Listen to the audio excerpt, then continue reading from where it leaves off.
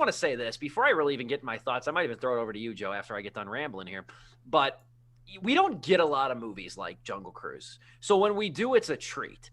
We don't get a lot of movies that have this, and I've used this term in my reviews before, this swashbuckling spirit. And it's kind of weird because Disney of all studios was predicated on this kind of entertainment about 50 years ago, 60 years ago, with Swiss Family Robinson, with 20,000 Leagues Under the Sea, with a plethora of these types of movies. And they've kind of incrementally made a comeback. You obviously had Pirates of the Caribbean and that whole franchise. You had, what the hell's the name of that one? Oh, Journey to Mysterious Island. You had that one, which also starred The Rock. And I think I go back and forth on this. I think Cutthroat Island in 1995 really ruined it all. When Cutthroat Island, which for a while was the biggest box office bomb of all time. I don't think it still is, but for a while that was the biggest box office bomb of all time, was a movie called Cutthroat Island, which was very similar. I think it was a bit more adult, but it was still along that kind of like set sail swashbuckling spirit. The original Treasure Island's another one too, not the animated one. But we don't get a lot of movies. And I always think of these movies as kind of a treat because of that. Because it's in a time of so many superheroes and blockbusters and 20,000 Fast and the Furious movies and all that. We get easy. You leave family out of this. we don't get a lot of these kid-centric adventure movies. And I appreciate when we do. And even a movie like Jungle Cruise, flaws and all, I'll be honest, I had a smile on my face a good portion of this movie. It's not flawless by any means. There's a couple, I think, big negatives to it, but like, I'll say it's fun. I'll say it's a good time at the movies. I think that's what I called it in my review. It's a good time at the movies for the most part.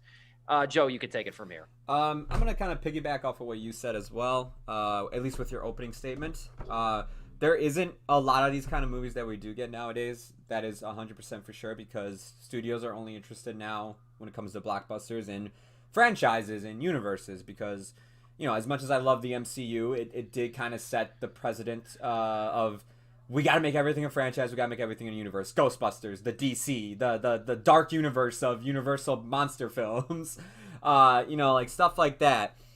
So every once in a while, it is good to get an Indiana Jones type of thing, a Mummy thing. Not the Tom Cruise one. I'm talking about like the Brendan Fraser, where it's just like dumb fun adventures. But I'm not gonna lie, when I saw the trailers for this movie, it just gave me a bad taste in my mouth. One, because for me, I'm getting tired of seeing The Rock. It's just like, I feel like he's in every other movie nowadays. Two, it was another ride movie from Disney, and I was like, all right, well, Tomorrowland kind of sucked, unfortunately. And the last two Pirates of the Caribbean movies have been pretty bad. I'm like, oh, seeing their track record with their ride movies, I'm like, all right, well, at least this has Emily Blunt. At least I'll have something like to enjoy about this movie. However, this movie actually was a lot of fun. I was so shocked. I went into this movie like just kind of like, all right, we'll see what they can do. And like, I'm not gonna lie, like the way it starts out too, I thought was really bad. Like, it goes on this long exposition with a flashback sequence and everything. I'm like, oh, here we go. I'm like, this is already like in a bad spot. The movie actually, oddly enough, even though I just said I'm getting tired of seeing The Rock, the movie for me, when you cut to the introduction to The Rock's character as Skipper, Frank the Skipper, I should say, that is actually where this movie starts to turn around for me. It's not too much. It doesn't take long to get there, but like, it starts to turn around there. I have never been to Disneyland. I've only been to Disney World, and I think Jungle Cruise only exists at Disneyland. And if it exists at World, I've just never been at. Okay, all right. It just exists at land. Okay, that's what I thought. I know the whole thing about like, it's a very cheap ride because it was made back then. There's a lot of corny jokes because it was made back then. And I think it has a very fun... to me, this should have been the opening to the movie, honestly, is where he's taking tourists down the Jungle Cruise, doing puns. He's, like, activating the traps. He's literally paying the natives of the land to come out and, like, scare them and make them think they're in danger, that this jungle is so dangerous and everything. I was like, no, this is how you should have opened this movie. Then cut to Emily Blunt's character's narration thing with her brother. I thought the same exact thing. I said, what a way to bury the lead. Yeah. Like, I understand, like, Emily Blunt is kind of the main character here more than Skipper or Frank the Skipper. But it's just like, this is the better way to open the film. Like, this sets the tone and everything. This would have been great. And, like, you know, the worst part is, too, the flashback that we get at the beginning of this movie, we get it again near the end of the movie. And I was just like, we didn't actually really need that in general, actually. But then I'll toss it off to Dom to give, like, his opening thoughts. But basically, from there on out, the movie went from already, like, this opening, I was like, man, this is already starting off like a 2-star territory. And it started to work its way up. And I was like, the longer it went on, the more I was having fun. And as much as I said, like, damn, am I tired to see The Rock? And he wasn't, like, my favorite performer in here. He was a lot of fun in this movie, though. He paired very well with Emily Blunt. By all of his co-stars that he's ever worked with, Kevin Hart, all these people, that's the only one that could come to my mind, unfortunately. But all of his co-stars, I honestly think Emily Blunt is the best one by far he's worked with. I think him and her, like, they had pretty good chemistry.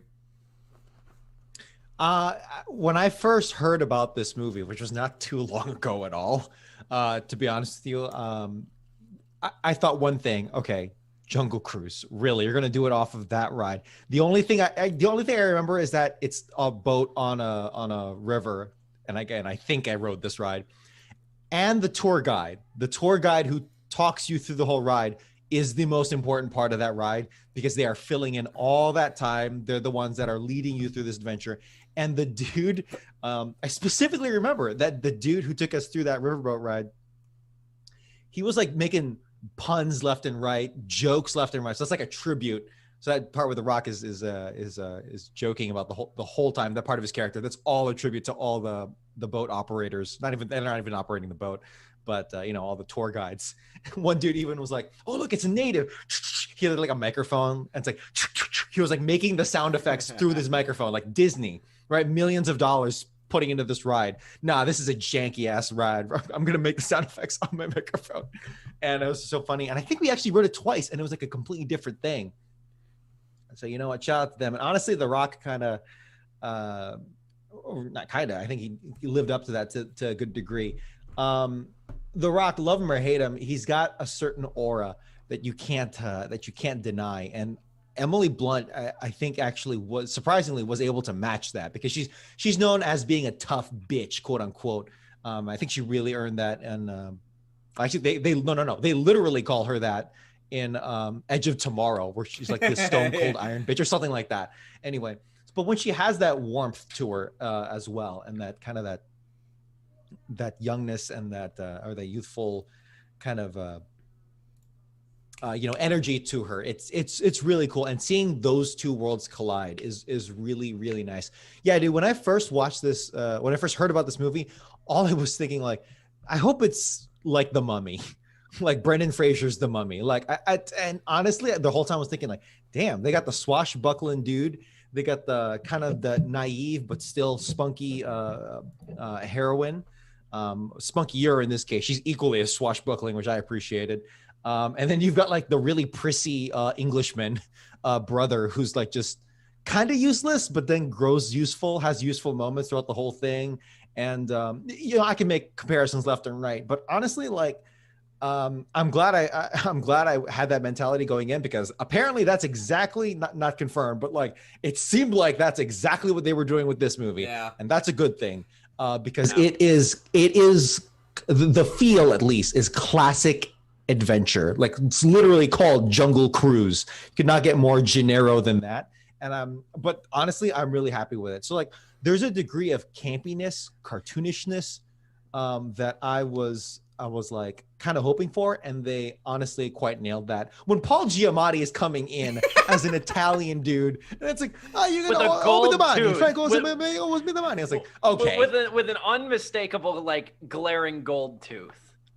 Yeah, the most scummy pig nose kind of dude, and it's like, the Frank owes the money. It's okay, we're here now. Let's build off of this. Yeah. Let's build off of this. And then Jesse Plemons, he was introduced earlier, but then he comes in a freaking submarine dressed up to the nines in like a German cavalry uniform. Like, okay, we got something going here. Jesse Plemons really out here making me give movies like an extra half star.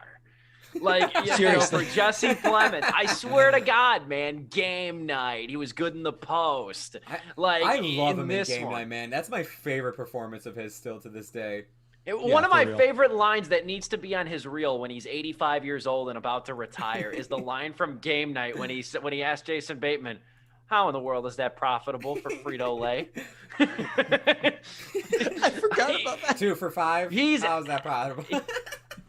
Hey, when he's in that submarine, he opens the scene with him speaking German, and he never speaks a lick, maybe like a word, but Yeah. all of his dialogue is English after that. Look, even among other Germans. He yells at bees like I was about oh my to say God. that. We just got to talk about a movie where a basketball player, had trouble talking to tunes around him that weren't actually there. And then we have Jesse Plemons come in to talk to imaginary bees that are communicating with him. And it's just like, see, this is the difference, man. You get an actor like Jesse Plemons and then Michael Jordan. This is how you know the difference. And the green screen budget for this movie had to be about the same as Space Jam. And something that separates it from Space Jam, just in terms of the cartoonishness, is that Space Jam, it's actually kind of extra hard because it's slapstick. It's a kid's movie. Yeah. Unfortunately, they build it as a kid's movie, and they built it as a kid's movie, like a kid's movie, and it kind of sucks in that regard. Whereas Jungle Cruise, people are getting like dropped. They're dying. There are getting some gruesome shot. deaths in this movie. I was like, dear God. Surprisingly. Something that elevates The Mummy is that it has a good amount of body horror. It's campy, but it's serious, and it's serious to a degree, and it has that body horror, which they had, like when a dude's face gets sliced open and snakes are coming out of it. Okay, that's cool. Yeah. No, this very much reminded me. I'm glad you brought up the Mummy comparison, because it's like you very much took the Mummy, Indiana Jones, and then Pirates of the Caribbean. You threw it in a blender, and out came this movie. Because that's literally what it is. I know that's like a bad thing to say about movies, but I mean that actually in a positive sense, because it takes some of the best elements of those movies and uses them really well here. Because it reminds me of the body horror, like you said, from the Mummy. Even with Pirates of the Caribbean, where it's like in this movie you got like the equivalent to Davy Jones's crew, where they're like half sea people. Here you have people that are half jungle existent. I don't know how else to describe them, but like they have parts of their body are like they match the habitat that they're part of, like the jungle. One person has snakes growing out of them, and the way he uses them is very graphic. The other is literally made of bees and honeycomb. The other one's just mud, and then one's just trees like Evil Dead. And it's like, all right, while this is a family movie, it's like it doesn't hold back from what Pirates of the Caribbean kind of did as a family picture, where it's just like, no, there's some dark things happening in this movie. You're like, you got skeleton pirates walking around, or a giant kraken that scared the hell out of me as a kid. I was going to say, I don't want to get too reductive comparing this to other movies, but this is a movie based off a theme park ride, so I think we're fine. Plus, you know what, man? It's a jungle movie with The Rock that surprisingly Steve enjoyed. True. I didn't even think about that. That is absolutely true. Oh, this blows Jumanji 2 out of the friggin' water. All you had to do was cut out Jack Black and Kevin Hart, replace them with Emily Blunt and Jack Whitehall, and there you go. There you go. Jesse Plemons, everything. Some urgency. Who would have thought? Jack Black not being an out-of-body female, commenting on his genitalia. There still is hope for screenwriting in Hollywood. But moreover, too, I see, I'm surprised this hasn't been mentioned yet. I think the other thing that caught my eye early, too, and you saw it in the trailer a little bit, but it's kind of different to see it in the movie, is that, The Rock really isn't his ordinarily amiable self. He's not aggressively cynical, but he's definitely plays a disillusioned person who's perpetually in debt to this crusty harbor master who's played again by Paul Giamatti. And we look at Dwayne Johnson for that hunky build, that smile he has and whatever, and he's crankier in this movie, and I kind of enjoyed that. Yes, I kind of enjoyed that. He doesn't have a ton of range as an actor, but he shows a little bit of it here, and I respect that. It was so good because coming off of Hobbs and Shaw, which I did not like, coming off of that, as well as Skyscraper and other movies that he was doing around that time, like Rampage, where he plays as the guy that knows exactly what he's doing, has his has everything together, is the perfect man basically. like the total badass that he is. It felt so refreshing to see The Rock be like, yeah, he's an action hero in this, but like he messes up. He's not living the best life. Like one of my favorite scenes is like they do the heroic swing across the vine, but the way it concludes is like, oh, all right, like they actually didn't pull that off because in actual realism, The Rock's size, I know realism in a Jungle Cruise movie, who go figure, but the Rock's size would not be able to work out like that. I like how gets it's the not even dagger. like it's not even like inadvertently like, oh, they wind up somewhere else. No, they wind up exactly where they started. And it's like Emily Blunt just goes, let's try something else. That didn't work. It's just straight up no resolution. And I appreciated that.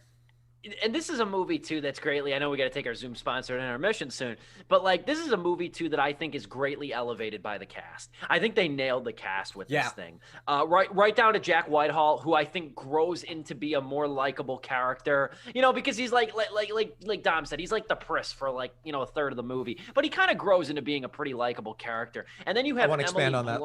You want to have later. We'll do that after the intermission. You also too have Emily Blunt and The Rock, who kind of have, I know that like Whitehall and Emily Blunt, they're kind of like they're siblings in the movie, but Blunt and The Rock have this kind of sibling-esque dynamic to them that makes it very funny. They have like a mostly platonic relationship in the movie, which is kind of refreshing in and of itself, you know, that it carries that. And then you have Jesse Plemons, who's just going that full-on smarminess coupled with his usual deadpan. You have Paul Giamatti, who's just channeling that big fat liar goofball ass energy, you know, like.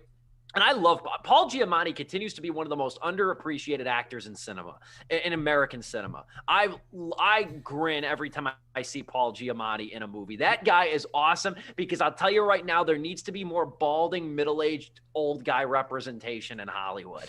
And he is the friggin' king. He looks like the neighbor that'll loan you his wheelbarrow. Love Paul Giamatti.